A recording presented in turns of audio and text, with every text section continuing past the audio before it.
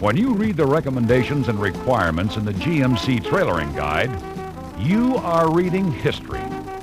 For each recommendation, the tow vehicle and trailer have been there.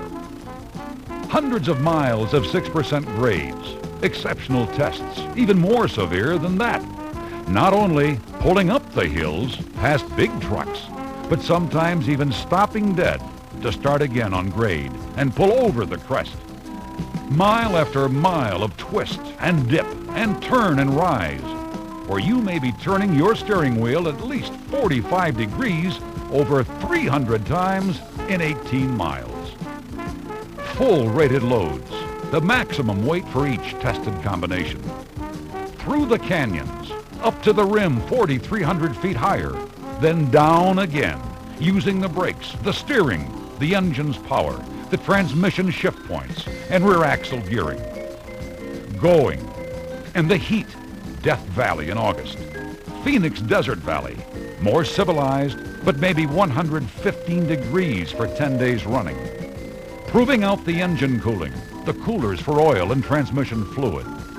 Through the dust that chokes, in ruts and gravel and broken concrete, on highways and back roads, and roads too bad for public service. Up can be 6 miles up. Down can be below sea level. But the vehicles test here because here is where the long grades are. The elevation, where the air is thinner and engines must breathe harder. Higher where water boils quicker. Hotter where the sun tries to burn away everything. When you read the recommendation, you know that we have been there. Over weeks of towing hundreds of miles a day. That's what these mean. We have been there.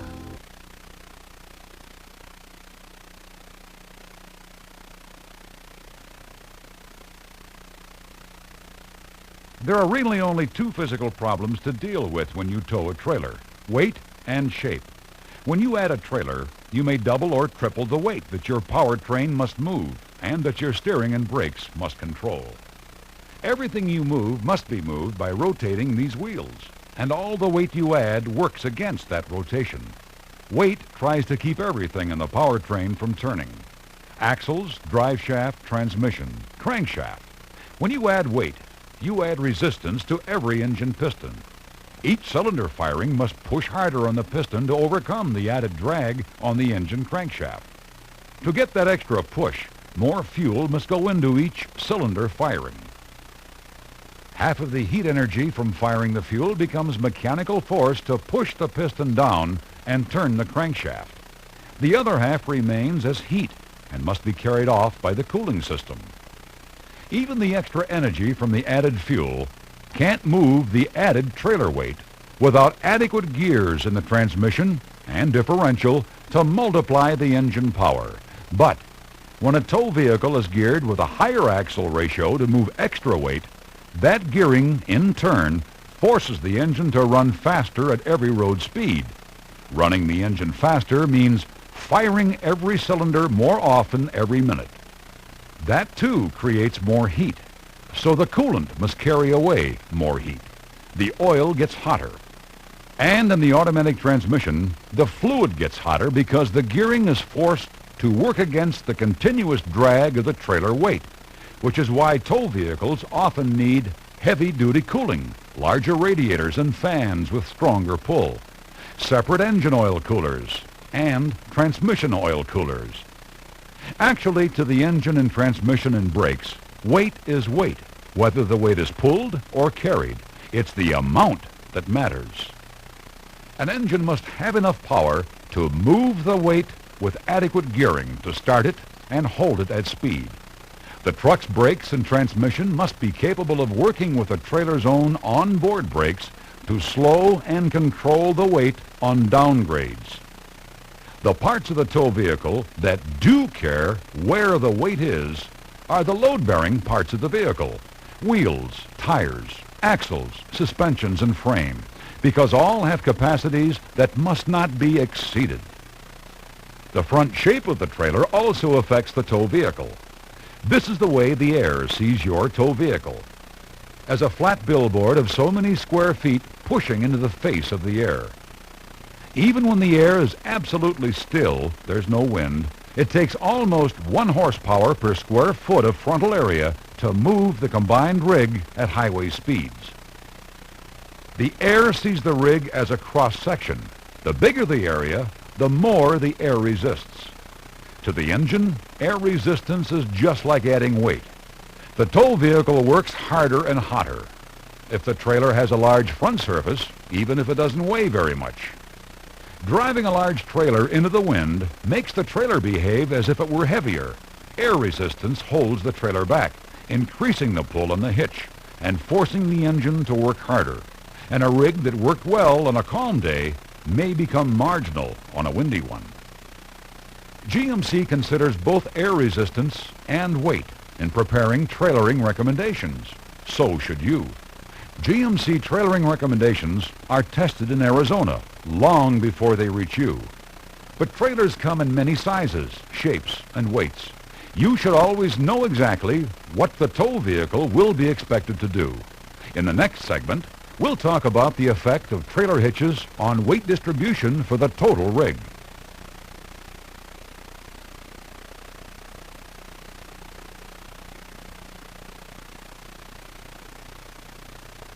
There are 3 basic types of hitches used by light-duty trucks to pull trailers. The deadweight type, as a hitch on some models, or as a step bumper and hitch ball on others. The weight distributing type used for heavier trailers, and the 5th wheel type for use with this specific trailer style. Each type of hitch affects weight distribution on the tow vehicle differently. If you attach a 4,000-pound trailer to a deadweight hitch, 10% of the trailer weight, 400 pounds, pushes down directly on the hitch ball. Because the hitch ball is some distance behind the rear wheels, the weight on the ball tips the tow vehicle, using the rear wheel as the center of a seesaw. This causes a weight transfer from the front of the tow vehicle of perhaps 200 pounds. This adds to the trailer tongue weight, and in this example, puts approximately 600 pounds of weight on the tow vehicle rear wheels, tires, and suspension. A big trailer with a heavy tongue weight can overload the rear load-bearing parts of a tow vehicle, so the use of deadweight hitches is generally restricted to lighter trailers.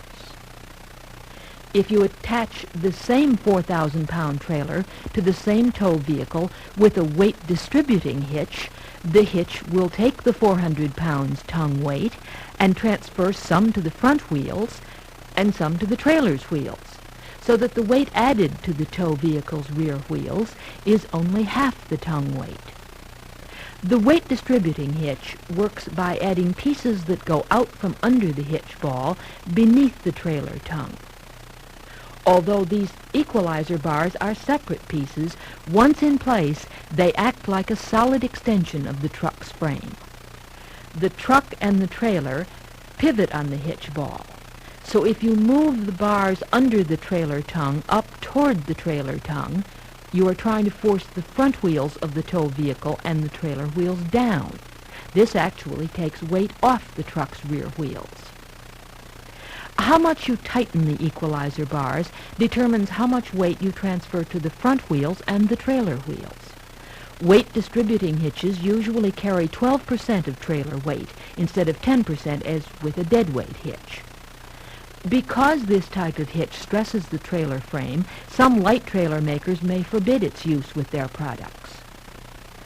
Fifth wheel trailers put more of their total weight on the hitch. Although they do not have tongues, they have tongue weight. This may be as much as 25% of the dry weight of the trailer. Because of this, you have to pay as much attention to what the tow vehicle is rated to carry as well as to pull. There are 2 common types of pickup fifth wheel hitch installations. In one, the fifth wheel is mounted on a bar which is supported by brackets mounted on the frame, and the kingpin is mounted on the trailer. The other type reverses the parts. The kingpin is mounted through the bed of the pickup box, and the fifth wheel is mounted on the trailer. This type of hitch is supplied and installed by the trailer manufacturer. The turntable kingpin arrangement permits easy trailer coupling since the hitch is within the driver's vision. Driving feel will be influenced by the location and adjustment of the hitch turntable in relation to the rear axle. A point 4 inches ahead of the rear axle will provide the same weight distribution as water level loading in the pickup box. GMC deadweight hitches are available for S&K Jimmys, Suburbans, vans, and Caballeros. Step bumper deadweight with hitch ball are available for pickups, both S15 and full-size, and for vans. Full-size pickups can pull up to 4,000 pounds with the deadweight type step bumper. The others are limited to 2,000 pounds. Vans can pull up to 2,000 pounds with the deadweight or up to 4,000 with the step bumper hitch. Weight distributing hitch platforms, the steel structure that's bolted to the truck frame and to which the hitch ball and other assemblies attach, is available from GMC for Jimmys, S15 and full-size pickups, vans, Suburbans, and Caballeros. In addition to hitch type and weight distribution, another factor which affects trailering performance is drivetrain gearing. We talk some about this in the next segment.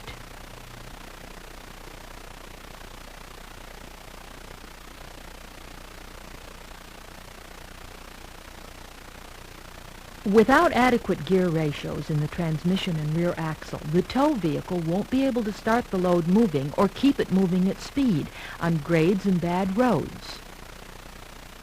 This sample drivetrain receives 100 pounds-feet of torque from the engine and delivers 778 pounds-feet to the rear wheels. With exactly the same engine but different gearing, this combination receives 100 pounds-feet of torque and delivers 2,689 pounds-feet to the rear wheels, 346% more power. Power delivered to the rear wheels is engine power times transmission gear times axle gear. To start the load, you need a good first gear and a good rear axle gear. For example, first gear in a 3-speed manual can be 2.85 versus 6.56 in a 4-speed manual, too little for trailering. So 3-speed is not recommended, and 4-speed is used only in commercial recommendations. Automatic transmissions have, in effect, a variable first gear that goes from, say, 2.52 to 5.29 based on need or demand. That's one reason, besides convenience and eliminating clutch wear, that automatics are specified for most trailering recommendations. At running speeds, the transmission gear is 1-to-1, like it isn't there at all. Unless it's overdrive, then the gear actually reduces the power going through. The rear axle ratio is critical. A 2.73 rear axle ratio delivers 2.73 times the engine power it gets from the transmission. A 4.10 ratio delivers 4.10 times the power. So why not give everybody a high number ratio and be done with it? Because there is no free lunch. When a gear ratio increases power, it reduces speed. So the higher the ratio number is, the faster the engine has to go to maintain a road speed. That uses fuel. That makes heat. That also limits the potential top speed of the vehicle. So get too much gear reduction in, and the tow vehicle may not be able to go fast enough. Get too little in, and the tow vehicle may not be able to go at all. That's why the transmission and rear axle ratio recommendations in the GMC trailering guide are so important. And that's why the ratios are all keyed to trailer weight. Now, please replay this segment using Soundtrack 2 for additional information on gearing.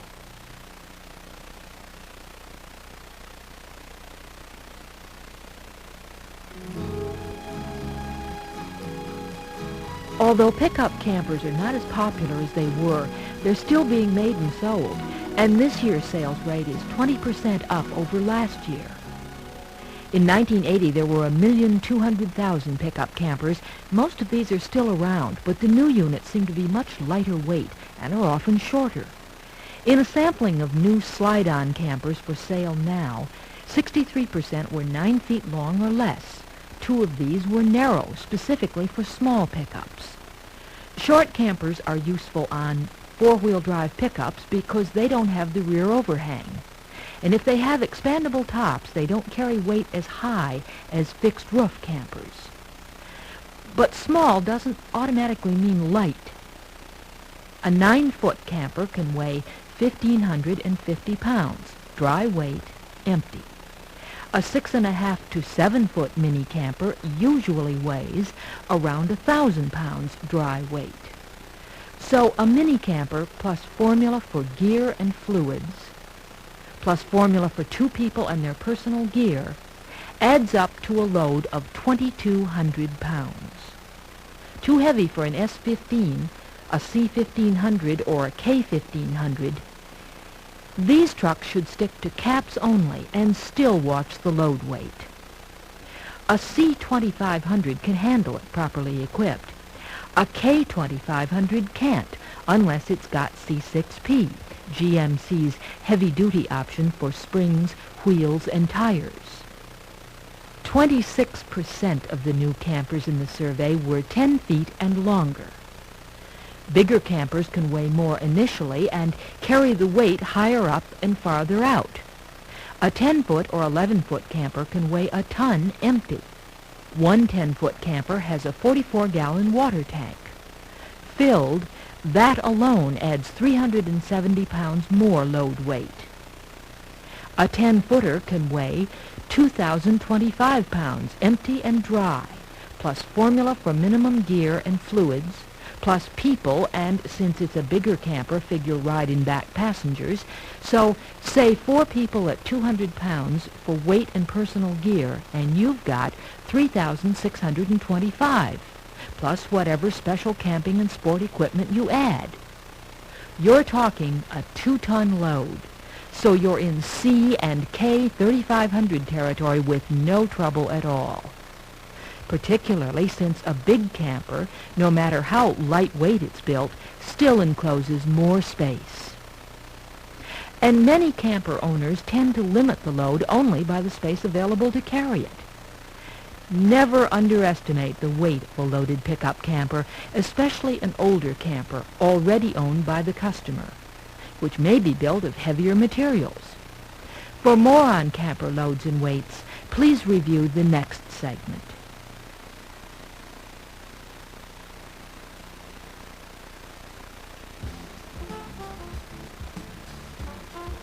Pickup campers look like trailers, but they aren't trailers, and they have a different effect on the pickups that carry them. Pickup campers put all their weight on the truck. Trailers may only put 10 to 12%. Pickup campers put their weight much higher in the air, a higher center of gravity. The weight from a trailer hitch is much closer to the ground. Weight is critical in every RV because it is not obvious. Users don't realize just how fast it builds up.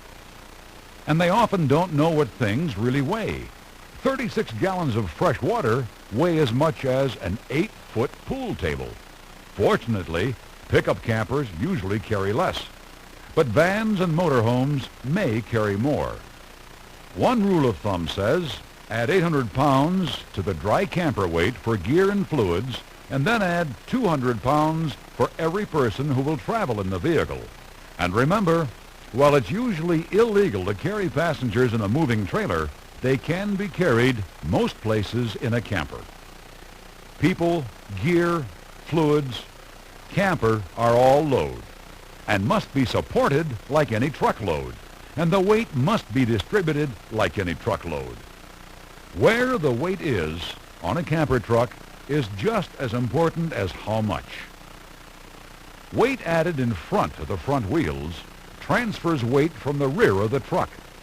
Weight added in back of the rear wheels transfers weight from the front of the truck. Whatever you add to a camper truck in front of the front wheels or behind the rear wheels adds more weight to those tires, wheels, and springs than the entire total weight of the object you're adding.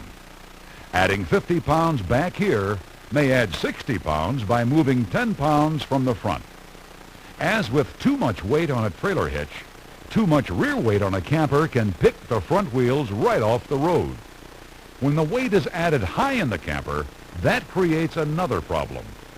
Putting a 55-pound boat motor and a 150-pound roof-mounted air conditioner on top is a little like putting a bowling ball on the end of a radio antenna. Remember, a casting rod weighs the same whether you grip it by the handle or by the tip, but there's a considerable difference in stability. Even without the add-ons, weight is higher with a camper. When you start up, weight shifts rearward and adds to the spring and tire load. When you stop, weight shifts forward. So, just because the load is within limits standing on a scale doesn't mean it stays within limits unless there's a margin. When driving, even air can cause weight to transfer. Pulling a trailer against air acts like added weight for the engine because the air resists the trailer.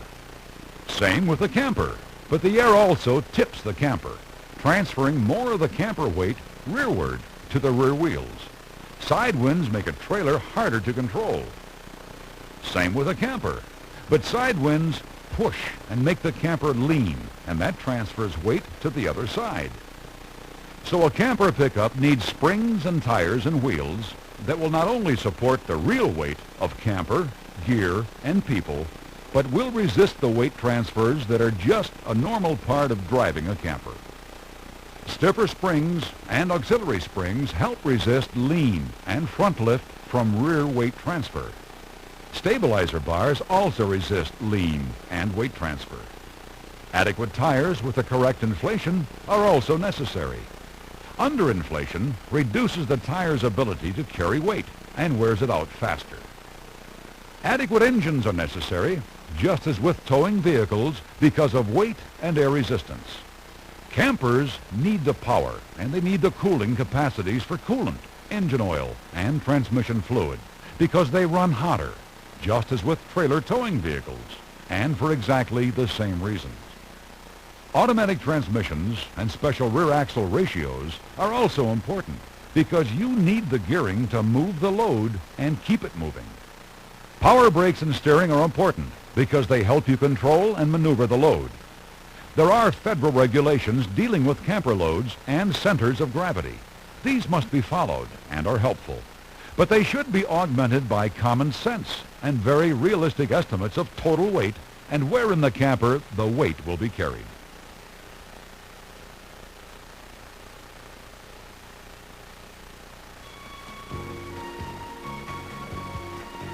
RV buyers come in several types and are not interchangeable. The motorhome buyer thinks differently from the trailer hauler. The pickup camper buyer is different from both. Travel van buyers have still another lifestyle. You may not want to be in all of the RV groups, but if you are in one, anyone, you will find that your experiences and stories have some value when talking to buyers from the other groups. Because whatever RV group you are in, you're inside the RV inner circle. Nobody likes it better than the RV buyer to buy from someone who shares the interests and experiences. But the RV customer does not always know all the answers. Unreal ideas about weight, or where the vehicle will be used, or what speeds and performance levels will be expected, can make it hard for you to make clear, accurate recommendations. When you're selling upfit vans or motorhomes, you are closer to car selling than truck selling. Each is basically pre-built and all there. But trailer towers and camper carriers are different. A truck is not automatically a tow vehicle or a camper truck. The specifications you need must be there. With stock trucks, it's sort of like ordering backwards. It's checking the truck to see that the recommendations are on it. And it's not enough to read the trailering recommendations accurately. You have to know why they were made in the first place. RV is a regrowing market that is shifting to trucks. But to sell it, you must be in it. So get involved. Pick something. Trailering, campers, motorhomes, travel vans, four-wheel drives. Find the one you like and become a part of it. It will make you a better RV salesperson, and it will also turn out to be a lot of fun.